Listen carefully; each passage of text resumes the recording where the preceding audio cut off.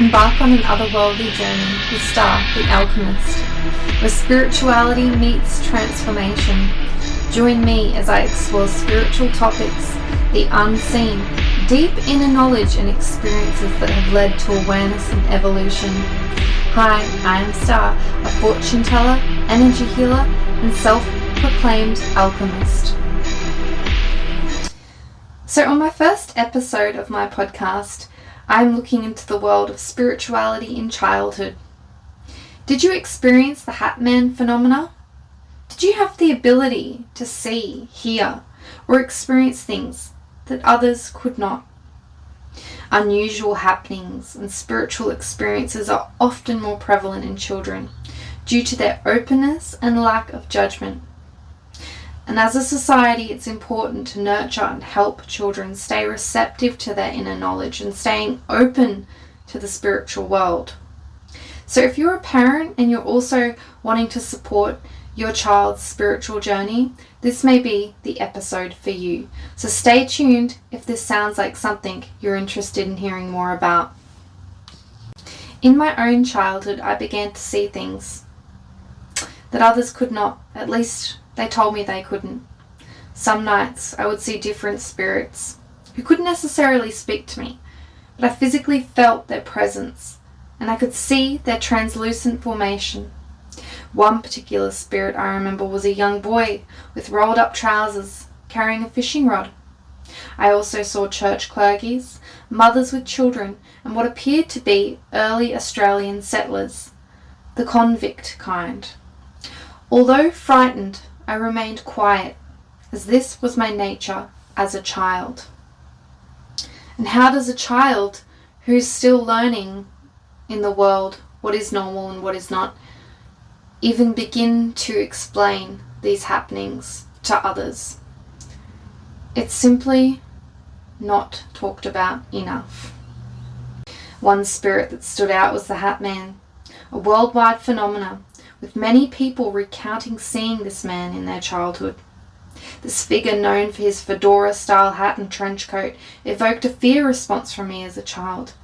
However, it wasn't that I perceived him as evil, but rather the fear stemmed from the random appearance of a man in my bedroom, in the corner, watching but not necessarily speaking anything.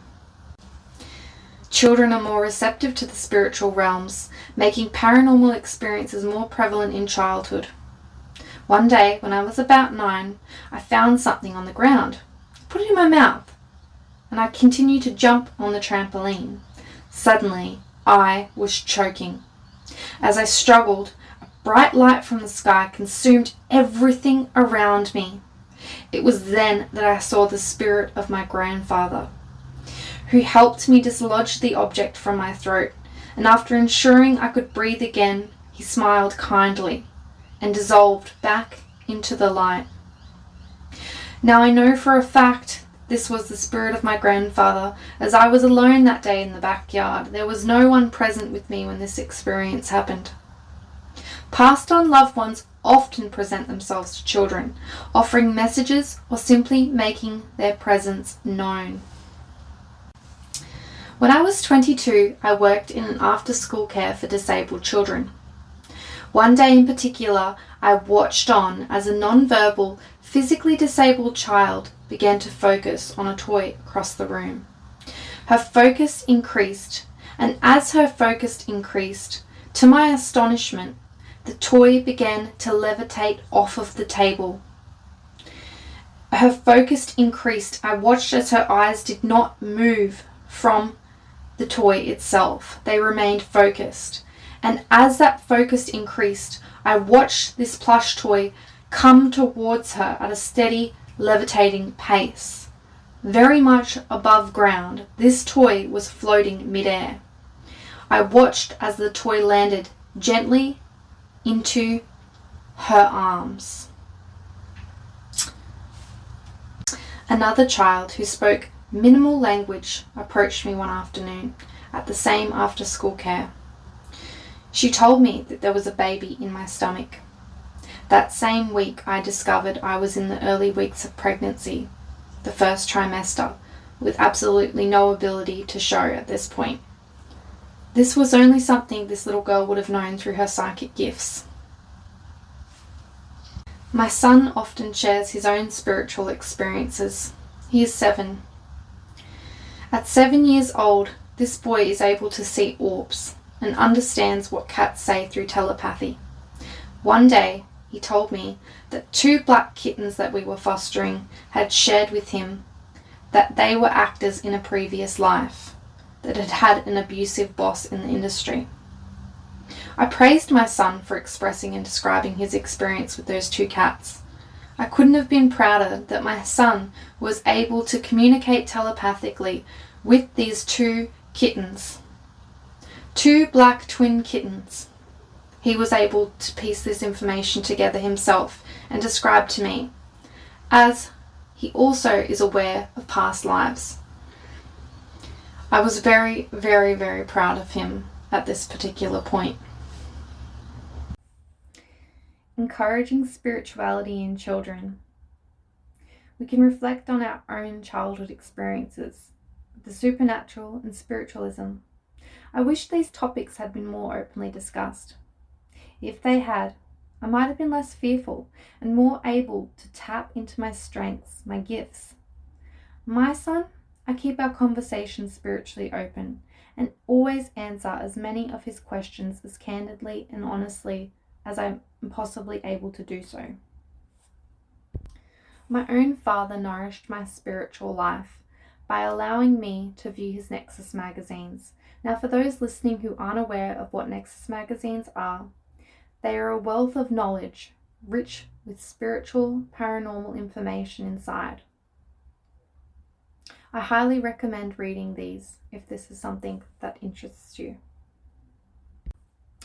To promote your child's spiritual well-being, I recommend normalizing spiritual conversations and holding space for them to express their experiences without judgment, preconceived ideas, and placing your own projections onto your child, leaving those at the door and just listening and truly allowing them to talk and tell you what it is that they are experiencing. Practice active listening. Nourish your child's connection to Source through imaginative play and by spending time as much as possible in nature. Placing your palm on trees. Allowing your child to copy this behavior. Being in the company of 4-legged friends, furry friends, animals. This fostering of a positive spiritual foundation is what we need to help our children build their own coping strategies for what can be a harsh world to exist in. Spiritual beliefs provide a sense of permanence in what can be an impermanent world. The inner knowledge of the Source, unity, and spiritual connection helps children build a strong sense of self, independent of external acquisitions or achievements. Spirituality is a gift that keeps on giving, and by encouraging these gifts in children, we can achieve great things. Keeping the magic alive in life enriches them and those around them.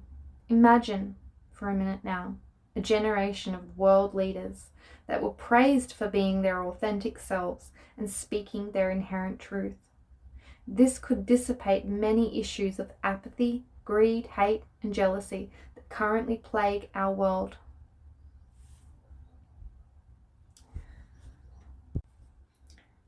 If we can help our children to foster a healthy, spiritual, early life, what we may be able to do is protect their vulnerable, innocent child that exists within them, that will continue to exist even when they grow out of childhood. The inner child is something that needs to be nourished and supported in a healthy and loving way, so that when your child grows to be an adult, this inner child is not having to recover from any traumatizing events. This inner child exists still, happily, allowing for that child that has grown up to be an adult who is comfortable within self, who is still able to play and feel love and happiness and all of the innocence that childhood evokes. I recommend for anyone who did not feel nourished in their childhood with regards to their spirituality that you practice this. I want you to imagine your inner child. What do they look like? And what do they need from you? What does your inner child need to be set free, supported, loved, and nourished? That's going to look different for everyone. But I want you to be able to give that love to your inner child now. And through doing this, we may be able to heal the inner child, which is also a very important component to spirituality, healing our inner child. So as I wrap up today's episode, an introduction to my series, I emphasize the importance of never neglecting our spiritual selves. For those with young children, contemplate a method of child rearing that focuses on loving your child unconditionally and celebrating the soul they were before you and which will remain beyond you. If you enjoyed this episode, please follow for a new weekly episode each week where I will dive into various spiritual topics. Guys, if you enjoyed today's podcast, this is just a good example of what's to come, and it's only going to get better. I'm going to be discussing all topics spiritual, things like harnessing your energy, spiritual protection, dark nights of the soul, twin flame journeys, and divine intervention, spiritual dreams, potential. All of these things I will be going into great lengths in my episodes. Not only will I be going into great lengths, I'm going to be giving my own personal take on these experiences through insight, through me revealing certain aspects of my own spiritual journey to you all through these individual episodes. Each will have a story, a personal story, a journey. This isn't just a generic podcast. This is a podcast with a personal touch and true authenticity. So if that rings a bell for you guys, please, like I said, follow, stick around, and stay tuned. And until then, everyone, stay safe, healed, and of course in a loving vibration and energy. And until your next spiritual dopamine hit, much love to you all. Thank you so much. Much love. Bye-bye. Good night and goodbye.